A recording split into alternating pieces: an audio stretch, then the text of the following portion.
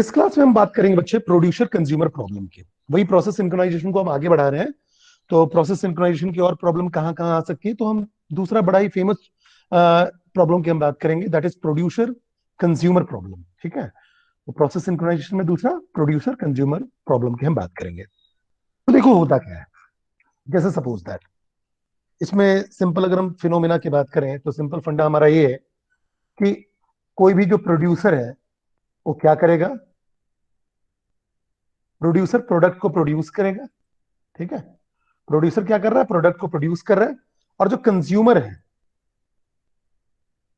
वो क्या कर रहा है, प्रोडक्ट को कंज्यूम कर रहा है। वो प्रोडक्ट क्या कर रहा है, कंज्यूम कर रहा है। ठीक है, मतलब ये प्रोड्यूस करेगा और एक कंज्यूम करेगा, बट ऑब्वियस है सिंपल सा फंडा। ठीक है, जैसे मान लो ब्रेड ब्रेड की फैक्ट्री है, तो प्रोड्यूसर क्या कर रहा है, ब्रेड को प्रोड्यूस कर रहा है। और ब्रेड प्रोड्यूस करता जाएगा, कंज्यूमर कंज्यूम करता जाएगा, दोनों का रिलेशन बड़ा ही क्लियर है। तो अगर अपन सिंपल समझने की कोशिश करें तो उसके लिए मैंने एक प्रोग्राम लिया हुआ है प्रोड्यूसर कंज्यूमर प्रॉब्लम की। ठीक है, तो देखो अब इसमें हम क्या करते हैं। पहला प्रोग्राम हो गया प्रोड्यूसर का, ये प्रोड्यूसर का प्रोग्राम है, वॉइड प्रोड्यूसर। ठीक है, और ये आपका वॉइड ले लिया। फिर इसके अंदर देखो इंटीजर आइटम प्रोड्यूस, तो आइटम पी जो लिया है आइटम प्रोड्यूस के लिए लिया। फिर मैंने लिखा वाइल ट्रू, अगर आइटम प्रोड्यूस करना वाइल ट्रू का मतलब कंडीशन ट्रू है। तो वाइल वन या वाइल ट्रू लिखने का मतलब होता है ये आपका चलता रहेगा, बट ऑब्वियस है ट्रू कंडीशन की बात हो रही है। अब प्रोड्यूस आइटम आइटम पी। अब मैंने यहां चेक किया while count equal to N, अगर काउंट की वैल्यू एन के बराबर होती है तो सेमीकोलन लगा हुआ है, समझो।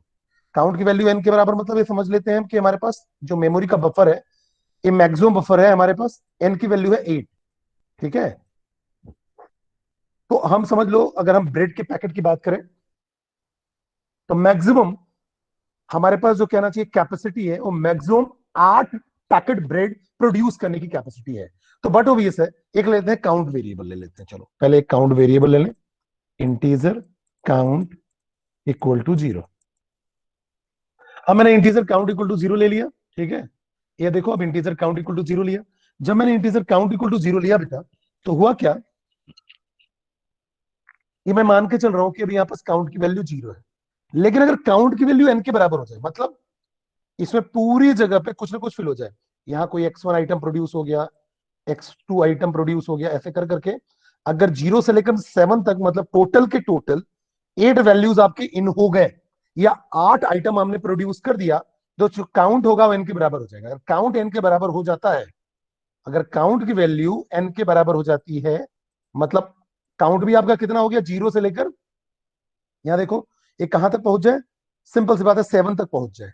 ठीक है, 0 1 2 3 4 5 6 7 तक पहुंच जाए, ये दोनों बराबर हो जाए। ठीक है, क्योंकि 0 से चालू है तो बट ऑब्वियस है जो कहना चाहिए एन है वो 8 हुआ, तो ये 0 से चालू हुआ तो 0, फिर 1 हुआ, 2 हुआ, 3 4 5, मतलब पहली बार अगर आइटम आएगा तो देखो यहाँ एंटर हुआ, काउंट की वैल्यू हो जाएगी 1। फिर यहाँ एंटर हो जाएगा तो काउंट की वैल्यू हो जाएगी 2 3 4, यहाँ एंटर हो जाएगा तो काउंट की वैल्यू हो जाएगी 8।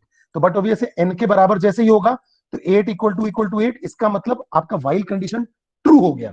अगर वाइल ट्रू हो गया तो आप इसी लूप में फंसे रहोगे, देखो क्योंकि सेमीकोलन लगा हुआ है, यहाँ सेमीकोलन लगा हुआ है, तो आप इसी लूप में फंसे रहोगे। इसी को हम बोलते हैं बफर फुल। इसको हम क्या बोलेंगे, बफर फुल की कंडीशन। मतलब ये आपको आगे बढ़ने ही नहीं देगा, आप लूप के अंदर ही फंसे रहोगे जब तक कि आपका काउंट एन के बराबर है। जब तक ही काउंट एन के बराबर है तो बफर आपका फुल रहेगा, तो आप उसी में घूमते रहोगे घूमते रहोगे घूमते रहोगे। ठीक है, आगे बढ़ ही नहीं पाओगे क्योंकि आपका बफर फुल है, मतलब जितना भी आपका कैपेसिटी थी उतना आपने ब्रेड प्रोड्यूस कर लिया, अब आगे आप प्रोड्यूस नहीं कर सकते हो। ठीक है, अच्छी बात है, समझ में आ गई बात। दूसरी बात करें, अदरवाइज अब क्या करोगे, बफर ऑफ इन में क्या करोगे, आइटम को प्रोड्यूस कर दोगे। ठीक है, और n equal to in plus one mod of n, इसका मतलब क्या होगा हम देखते हैं एग्जांपल से। और count equal to count plus one कर दिया, और मुझे पता है कि जो काउंट वेरिएबल है वो शेयर्ड है। ठीक है, तो ऊपर अपन ने लिख दिया इंटीजर काउंट इक्वल टू 0, ये शेयर्ड वेरिएबल है, जो ए भी शेयर कर रहा है और ए भी शेयर कर रहा है। ठीक है, अब देखो जब एक एक प्रोसेस अगर मान लो काम कर रहा है, एक एक प्रोसेस अपना अपना काम कर रहा है, तो कोई दिक्कत नहीं होगी। एक एक प्रोसेस अपना अपना काम करेंगे तो बिल्कुल भी कोई दिक्कत नहीं होनी है। जैसे कि देखो अभी सबसे पहले हम मान के चलते हैं कि हमारे पास ये पूरा का पूरा बकेट एम्प्टी है। ठीक है, पूरा बकेट एम्प्टी है और काउंट की वैल्यू इनिशियली 0 है। समझने की कोशिश करते हैं। तो यहां आएगा while condition true, produce item में जाएगा। ठीक है, अब बोलेगा काउंट इक्वल टू 0, ये 3 लाइन समझने की कोशिश करो, ये 4 लाइन। ठीक है, count equal to count equal to की बात करें। ठीक है, एन में कितना पड़ा हुआ 8, एन की कैपेसिटी 8 है, लेकिन काउंट की वैल्यू अभी 0 है, तो 0 इक्वल टू 8 होता है क्या? नहीं, तो कंडीशन फॉल्स हो गई। यहाँ सेमीकोलन लगा है तो इसका कोई ब्लॉक नहीं बना हुआ है, कुल मिला के है इसका कोई ब्लॉक नहीं। कंडीशन फेल, कंडीशन फेल तो आगे बढ़ेगा। बफर ऑफ इन, सबसे पहले इन जो होगा, इन क्या बताएगा? इन बताएगा नेक्स्ट एम्प्टी स्लॉट को, नेक्स्ट एम्प्टी स्लॉट का एड्रेस बताएगा, समझते चलना। इन जो बताएगा वो नेक्स्ट एम्प्टी स्लॉट का एड्रेस बताएगा, जो भी नेक्स्ट एम्प्टी स्लॉट होगा उसका एड्रेस बताएगा। ठीक है, तो नेक्स्ट एम्प्टी स्लॉट का इसने एड्रेस बताना है। तो एम्प्टी स्लॉट अभी कौन सा है? स्टार्टिंग पोजीशन ही एम्प्टी है, तो इनमें 0 पड़ा हुआ है, तो देखो 0+1 mod of N, mod of N मतलब मॉड 8। ठीक है, मॉड ऑफ 8। ठीक है, तो सबसे के पहले क्या होगा, बफर इन में आप आइटम प्रोड्यूस कर रहे हो, तो x1 आइटम आपने प्रोड्यूस कर दिया। देखो बफर ऑफ इन, इन में पहले 0 पड़ा हुआ है, तो बफर ऑफ 0 में आपने आइटम प्रोड्यूस किया, x1 आइटम प्रोड्यूस हो गया। ठीक है, अब x1 आइटम प्रोड्यूस हुआ, उसके बाद आपने बोला in equal to in plus one कर दो, 0+1 कर दो, और मॉड ऑफ इन, तो 1 मॉड एट कितना आएगा? ए 1 को 8 से डिवाइड करो, जो भी रिमाइंडर आए, तो 8 से आपने डिवाइड किया तो 8 0 टाइम गया। ठीक है, तो रिमाइंडर आ गया 1। तो बट ऑब्वियसली देखो ये आगे बढ़ता जाएगा, तो ये 1 पे पहुंच गया, इन 1 पे पहुंच गया। ठीक है, तो अगली बार क्या होगा, फिर काउंट चेक करेगा, while count equal to N नहीं। ठीक है, और काउंट को 1 इंक्रीमेंट कर दो, count equal to count plus 1, तो अब काउंट की वैल्यू 0 से बढ़ गई 1, 1 हो गया। ठीक है, अब 1 इक्वल टू 8 होता है क्या? इस कंडीशन में फिर चेक होगा, 1 इक्वल टू 8 होता है? नहीं होता है। 1 इक्वल टू 8 नहीं होता है, तो क्या होगा आगे? सीधी सी बात है, फिर से इस लाइन में बफर इन में आइटम प्रोड्यूस हो जाएगा, बफर इन में। तो बफर इन मतलब बफर ऑफ 1 में अब आइटम प्रोड्यूस होगा, तो यहां मान लो x2 आइटम प्रोड्यूस हो गया, 1 में x2 आइटम प्रोड्यूस हुआ, और इनको एक बढ़ा दो, तो इनकी वैल्यू 1 थी, 1+1 2 मॉड ऑफ 8, तो अब अगला वैल्यू क्या आ जाएगी? 2 मॉड ऑफ 8, मतलब 2 को 8 से डिवाइड करेंगे, 8 0 टाइम जाएगा। ठीक है, तो ये आ जाएगा 2। ठीक है, तो अगला पॉइंटर यहां चला गया, इनका पॉइंटर यहां चला गया, और काउंट को इंक्रीमेंट करके 2 पे पहुंचा दिया। ठीक है, काउंट भी इंक्रीमेंट हो गया। ऐसे करते करते जब आप 2 पे गए, तो ये आपका x3 हो गया। ठीक है, तो ये आपका काउंट 3 हो गया। जब इस पे गए तो ये आपका 4 हुआ, यहाँ काउंट 4 हो गया। यहाँ आपने एंटर किया तो x5 हो गया, यहाँ 5 हो गया। फिर ये x6 पे गया। ठीक है, ये आपका 6 हो गया। फिर आपने यहाँ x7 किया, यहाँ आपका 7 हो गया। आपने 8 किया, यहाँ आपका 8 हो गया। ठीक है, और मोड की वैल्यू हो गई 8+1, देख लो सॉरी 7+1, आई एन 7+1, तो 8 mod 8, समझो मेरी बात को, 8 mod 8। तो बट ऑब्वियस क्या हो जाएगा, 8 mod 8 क्या होगा? 8 डिवाइड बाई 8, तो 1 टाइम जाएगा। ठीक है, और 0, तो बट ऑब्वियस है इनकी पोजीशन 0 पे ऑटोमेटिकली पहुंच जाएगी, मतलब ये बाहर नहीं जाएगा। अब इन 0 पे पहुंच गया, इन आपका 0 पे पहुंच गया, लेकिन काउंट कितने पे? 8 पे पहुंच गया। तो ये आपकी कंडीशन अब क्या बोलेगा, काउंट इक्वल टू 8 हो चुका है, तो इसका मतलब अब ये लूप में फंसा रहेगा, वाइल में फंसा रहेगा। कब तक फंसा रहेगा? जब तक कि बफर आपका खाली ना हो। तो ये आप आइटम प्रोड्यूस तो नहीं कर पा रहा है, कोई भी आइटम प्रोड्यूस नहीं कर पा रहा है। ये मैं पहले केस की बात बता रहा हूं, नॉर्मल केस की बात बता रहा हूं। तो कोई भी नया आइटम प्रोड्यूस नहीं हो रहा है, ये तो बात मुझे समझ में आ गई। चलो हम समझने की कोशिश करते हैं। अब कोई भी नया आइटम हमारा प्रोड्यूस होना बंद हो गया, चलो अच्छी बात है। अब जब कोई नया आइटम हमारा प्रोड्यूस होना बंद हो गया, तो बट ऑब्वियस है क्या होगा, प्रोड्यूसर तो प्रोड्यूस नहीं कर पाएगा। आप सपोज करो प्रोड्यूसर ने पूरा प्रोड्यूस कर दिया, या 2-3 आइटम प्रोड्यूस कर दिया, बीच में कोई भी एक दूसरे को इंटरफेयर नहीं कर रहा है, कंज्यूमर आएगा। ठीक है, आइटम सी, आइटम सी हम किस लिए बोल रहे हैं? आइटम कंज्यूम के लिए, आइटम कंज्यूम। ठीक है, आइटम कंज्यूम करने के लिए, वाइल ट्रू अंदर गया। ये 0 नहीं होना चाहिए, अगर 0 होगा मतलब इसमें कोई आइटम ही नहीं है। ठीक है, लेकिन काउंट कितना पड़ा हुआ है? देखो 8 पड़ा हुआ है, तो 0 नहीं है। ठीक है, तो ये कंडीशन फॉल्स हो गई। ट्रू होती तो इसी में घूमता रहता, लेकिन ये कंडीशन फॉल्स हो गया। अब यहां क्या होगा, नीचे जाएगा, आइटम ऑफ सी, मतलब ये ऐसा लिखा हुआ है आइटम ऑफ सी, एक साथ है आइटम सी, मतलब item consumed equal to buffer of out, ये है आपका बफर ऑफ आउट। ठीक है, बफर ऑफ आउट की पोजीशन क्या होगी, आउट की इनिशियल पोजीशन होगी जीरो, जीरो पॉइंटर पे होगा, तो ये कहां से कंज्यूम करेगा, इस जीरो पोजीशन से कंज्यूम करेगा। ठीक है, तो बफर ऑफ आउट में बफर आउट कर लेना मतलब ये x1 को कंज्यूम कर लिया, तो x1 यहां से हट गया। ठीक है, और आउट प्लस वन हो गया, आउट प्लस वन मतलब zero plus one mod of eight. ठीक है, तो वन मॉड एट, ये वन पे पहुंच जाएगा, आउट की वैल्यू कितनी हो गई, वन पे, इन की वैल्यू जीरो पे है, आउट की वैल्यू वन पे पहुंच गई। अब काउंट हो गया माइनस वन, तो देखो ये आपका हो गया सेवन। ठीक है, काउंट सेवन हो गया, इसका मतलब आइटम भी अब चाहे तो प्रोड्यूस कर सकता है, क्योंकि एक आपका बफर खाली हो गया। अब प्रोसेस आइटम, आइटम सी, अब आपने क्या कर दिया, कंज्यूम कर दिया। फिर आप और कंज्यूम करना चाहते हो तो कोई दिक्कत नहीं है। अब आउट की वैल्यू वन हो चुकी है, वन वाला कंज्यूम हो जाएगा। ठीक है, फिर ये आपका काउंट सिक्स हो जाएगा, फिर थ्री वाला कंज्यूम हो जाएगा, ये आपका काउंट फाइव हो जाएगा।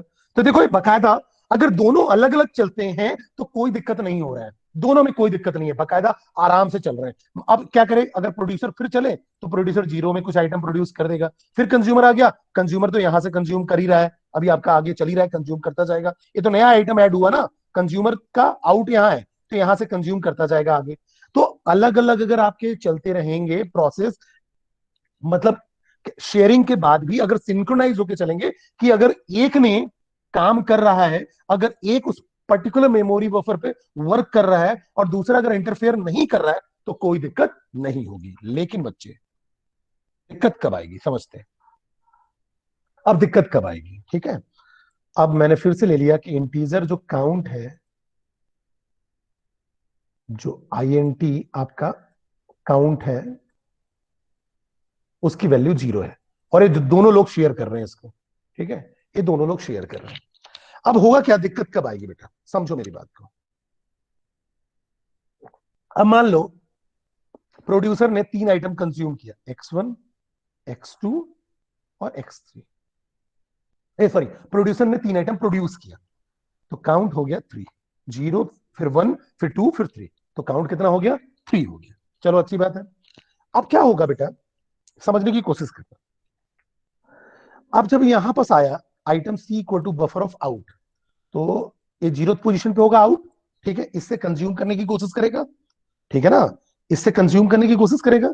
तो होगा क्या, अभी तक तो सारा कुछ सही चल रहा था, अभी तक कोई दिक्कत नहीं थी, अभी तक कोई दिक्कत नहीं है, लेकिन अब दिक्कत को समझने की कोशिश करना। अब जब हम कॉन्टेक्स्ट स्विचिंग करेंगे ना तो दिक्कत होगी। सबसे पहले यहां से बफर आउट आया, और बफर आउट क्या करेगा, मान लो प्रोड्यूसर ने पूरा का पूरा इसको फिल ही कर दिया, एक्स फोर भी ले लिया, एक्स फाइव भी ले लिया, एक्स सिक्स भी ले लिया, एक्स सेवन ले लिया, एक्स सेवन एट ले लिया, और एक्स एट ले लिया टोटल, और इसका टोटल वैल्यू हो गया एट। ठीक है, ये तो आपका फुल हो गया, ये आपका वाइल पूरा फुल हो गया। ठीक है, काउंट आपका पूरा कंप्लीट फुल हो गया, तो आपका बफर फ्लू, बफर ओवरफ्लो हो गया, या बफर फुल की कंडीशन हो गई। और अगर ये जीरो होगा तो मतलब जीरो हुआ, इसका मतलब क्या होगा, बफर एम्प्टी की कंडीशन होगी। जीरो मतलब बफर एम्प्टी, जीरो का मतलब बफर एम्प्टी, और एक काउंट अगर एन के बराबर है तो बफर फुल की बात हो रही है। चलो अच्छी बात है। ठीक है, तो अब समझने की कोशिश करते हैं, अब कंडीशन क्या है, अब कंज्यूम करने की कंडीशन की बारी बारी आती है। तो जब हम कंज्यूम करेंगे, तो कंज्यूम करने में यहां आउट पे गया, जीरो पोजीशन पे, जीरो पोजीशन पे क्या हुआ, पहले चेक करेगा काउंट की वैल्यू जीरो के बराबर तो नहीं है, नहीं है, एट के बराबर है, तो मतलब है प्रोड्यूस्ड आइटम है, कंज्यूम कर सकते हो। तो आइटम सी जो होगा, आइटम सी जो होगा वो क्या करेगा, बफर ऑफ आउट, तो बफर ऑफ आउट की वैल्यू कितनी है स्टार्टिंग में, जीरो, जीरो पोजीशन के एड्रेस को एलोकेट कर रहा है। इन क्या करेगा, जीरो पोजीशन से स्टार्ट होगा, आउट भी जीरो पोजीशन से स्टार्ट होगा। इन जो है प्रोड्यूस करने के लिए लिया हुआ है, आउट जो है कंज्यूम करने के लिए लिया हुआ है, और ये सिंपल क्या है, एड्रेसेस है। नेक्स्ट जो आपका कहना चाहिए नेक्स्ट एम्प्टी स्लॉट है, उसका एड्रेस है, इन और आउट। ठीक है, तो अब यहां पास आपने बफर ऑफ जीरो लिया, और बफर ऑफ जीरो पोजीशन पे जो x1 है उसको आपने कंज्यूम कर लिया, कंज्यूम किया, कंज्यूम करने के बाद आउट को आपने आउट प्लस वन किया, mod of N, out plus one और मोड ऑफ एन, मतलब आउट जो हो गया वन को पॉइंट करने लगा। चलो अच्छी बात है। अब अगर आप count equal to count minus one करते हो तो क्या होता है, देखो इंटरनली, इंटरनली क्या होता होगा। सबसे पहले देखो, सबसे पहले मेमोरी से, सबसे पहले मेमोरी से काउंट की जो वैल्यू होगी, अभी कितनी वैल्यू है, एट, इसको हम करते हैं रजिस्टर में लोड। समझना क्या होता है, इंटरनली क्या होता है, सबसे पहले जो वैल्यू होती है वो रजिस्टर में लोड होती है, मतलब 8 वैल्यू रजिस्टर में लोड हो गई, ठीक है। देन क्या होता है, काउंट डिक्रीमेंट होता है। देन काउंट क्या होगा, काउंट -1 कर रहे हो तो क्या होगा, काउंट -1 मतलब सिंपल सी बात है 8 - 1, तो ये कितना हुआ, डिक्रीमेंट 7। तब जाके फिर से ये 7 जो होगा वो रजिस्टर में स्टोर होगा, क्योंकि काम कहां हो रहा है, रजिस्टर में, और रजिस्टर से वापस से मेमोरी में अप अपडेट होगा या मेमोरी में अपलोड होगा। तो सबसे पहला लाइन में क्या होता है, अब इस पर्टिकुलर लाइन से आपके 3 लाइन हो रहे हैं। पहला क्या हो रहा है, मेमोरी से रजिस्टर में जो उसकी करंट वैल्यू है लोड हुई, करंट वैल्यू है 8, तो 8 आपका रजिस्टर में लोड हुआ। फिर आपने किया डिक्रीमेंट, काउंट -1, तो डिक्रीमेंट होकर रजिस्टर में स्टोर हुआ दूसरा, ठीक है। तीसरा काम क्या होगा, रजिस्टर से मेमोरी में आएगा, तो रजिस्टर से मेमोरी में कितना आएगा, 7 आएगा, तब जाके वैल्यू अपडेट होती है। अब हुआ क्या कि पहला इंस्ट्रक्शन तो एग्जीक्यूट हो गया और दूसरा इंस्ट्रक्शन भी एग्जीक्यूट हो गया, लेकिन मेमोरी में लोड नहीं हो पाया, तब तक करवा दिया मैंने कॉन्टेक्स्ट स्विच, ठीक है। टाइम इसका खत्म हो गया, मान लो टाइम बाउंडेड था, टाइम क्वांटम था, सिंक्रोनाइज नहीं था, प्रोसेस सिंक्रोनाइज नहीं था, तो क्या हो गया, इसी ड्यूरेशन में कॉन्टेक्स्ट स्विचिंग हो गई। अब जैसे ही कॉन्टेक्स्ट स्विचिंग हुआ तो ये चला गया, किसको मौका देगा, प्रोड्यूसर वाले को, जो प्रोड्यूसर वाला कहना चाहिए प्रोसेस है उसको मौका देगा। तो ये चेक करेगा काउंट की वैल्यू कितनी है, काउंट इक्वल टू एन, तो ये बोलेगा अभी तो काउंट की वैल्यू 8 ही है, 8 इक्वल टू 8, तो मैं प्रोड्यूस नहीं कर पाऊंगा, जबकि अगर देखो तो इसका बफर जो है यहाँ खाली हो चुका है। तो दिक्कत फिर से आ गई, क्योंकि सिंक्रोनाइज नहीं किया, वापस आएगा तो इसका काम तो हो नहीं पाया, तो आपका सीपीयू वेस्ट गया, क्योंकि सीपीयू ने प्रोड्यूसर को मौका दिया था कि जो एम्प्टी है उसको फिल कर दो, लेकिन ये तीसरा जो लाइन था कि रजिस्टर से अभी मेमोरी में अपडेट नहीं हुई थी वैल्यू, उसके पहले ही कॉन्टेक्स्ट स्विच हो गया, तो प्रोड्यूसर प्रोड्यूस नहीं कर पाएगा, क्योंकि वो अपडेटेड वैल्यू को देख ही नहीं पाया, कंप्लीट वैल्यू अपडेट हो ही नहीं पाई थी। अगर इसका पूरा प्रोसेस, जो कहना चाहिए कंज्यूमर का, अगर पूरा प्रोसेस कंप्लीट होके स्विचिंग होता तो कोई दिक्कत नहीं होता, सिंक्रोनस होता तो दिक्कत नहीं होता, ठीक। आए जब कॉन्टेक्स्ट स्विच होने के चलते प्रोड्यूसर को प्रॉब्लम है, या ऐसा भी हो सकता है कि प्रोड्यूसर ने कोई चीज प्रोड्यूस कर दिया, अब जब मेमोरी में लोड करने वाला था काउंट की वैल्यू, ठीक है, उस समय कॉन्टेक्स्ट स्विच हो गया, उस समय कॉन्टेक्स्ट स्विच हो गया। जैसे कि मैं एक एग्जांपल लेता हूं, और जैसे मान लो प्रोड्यूसर ने क्या किया, आइटम प्रोड्यूस किया, X1 आइटम प्रोड्यूस किया, पूरा एम्प्टी है, और X1 आइटम को प्रोड्यूस किया, ठीक है। अब जब X1 आइटम प्रोड्यूस किया तो समझो मेरी बात को, अब काउंट, सॉरी सॉरी, पहले तो यहां आएगा count equal to N, condition false, पूरा ही एम्प्टी है, कंडीशन फॉल्स है, ठीक है, पूरी एम्प्टी है, तो कंडीशन कंप्लीटली फॉल्स है। तो क्या होगा, बफर ऑफ इन में, जो बफर ऑफ इन है, ठीक है, अब बफर इन में आपने क्या कर दिया, उसको i10 की वैल्यू डाली, तो बफर ऑफ इन में आपने क्या कर दिया, आपने टेम्प की वैल्यू को, ठीक है, तो टेम्परेरी वैल्यू आपने मान लो रखी कितनी, 1। अब क्या होगा, जैसे ही आपने 1 रखा, समझो मेरी बात को, बफर इन में आपने 1 रखा, तो जैसे ही आपने 1 रखा, तो इसमें क्या कर रहे हो आप, प्रोड्यूस कर रहे हो, ठीक है। अब बेटा प्रोड्यूस कर रहे हो, तो यहां पास क्या हुआ, आपका कंडीशन सेटिस्फाई हुआ कि काउंट की वैल्यू है, काउंट की वैल्यू है 0, और ये आपका हो गया 8, ठीक है। तो 0 इक्वल टू 8 होता है क्या, नहीं, 0 इक्वल टू 8 तो नहीं होता है, कंडीशन फॉल्स है, ठीक है। तो कंडीशन फॉल्स हुआ, बफर इन, इनकी वैल्यू क्या है, 0, जीरो पोजीशन के एड्रेस को एलोकेट कर रहा है, 0 पोजीशन पे आप गए, अब क्या होगा, यहाँ यहां गए आप, तो क्या करेगा, आप क्या करोगे, आइटम पी मतलब आइटम प्रोड्यूस करोगे, प्रोड्यूस क्या किया, X1, इनकी वैल्यू को इंक्रीमेंट कर दिया, ये पहुंच जाएगा 1 पे, ठीक है, इनके पास 1 आ गया। अब count equal to count plus 1 होगा, तो सबसे पहले क्या होगा, मेमोरी से रजिस्टर में लोड होगा वैल्यू 0, क्यों, क्योंकि काउंट की वैल्यू अभी 0 है, रजिस्टर में इंक्रीमेंट होगा, काउंट की वैल्यू कितनी, 1, देन तीसरे स्टेप में क्या होता है, मेमोरी में अपलोड होगा 1, ये 3 स्टेप हो रहे हैं। अब हुआ क्या, आपने मेमोरी से रजिस्टर में 0 को तो अपलोड कर दिया, फिर रजिस्टर में, मेमोरी से रजिस्टर में आपने 0 को क्या कर दिया, अपलोड कर दिया। अब जब आपने मेमोरी से रजिस्टर में 0 को अपलोड किया, ठीक है, अपलोड कर दिया, अब आपने क्या कर दिया, उसके बाद इंक्रीमेंट किया, रजिस्टर में इंक्रीमेंट हो गया, यहां से आपने कॉन्टेक्स्ट स्विच कर दिया, ठीक है, P1 को मौका दे दिया आपने, या कहना चाहिए कंज्यूमर वाले को मौका दे दिया। तो जब कंज्यूमर जाएगा, अभी मेमोरी में 1 हुआ नहीं है, काउंट की वैल्यू 1 नहीं हुई है, अभी 0 ही है, ठीक है, क्योंकि अपलोड नहीं हो पाया, तो कंज्यूमर बोलेगा काउंट इक्वल टू 0, तो काउंट की वैल्यू 0 दिखेगी, तो बोलेगा 0 है मतलब एम्प्टी है, तो मैं कंज्यूम नहीं कर पाऊंगा, जबकि X1 आ चुका है, X1 आ चुका है। इसी को बोलते हैं हम प्रोड्यूसर कंज्यूमर प्रॉब्लम। क्यों? क्योंकि सिंक्रोनाइजेशन नहीं हो रहा है।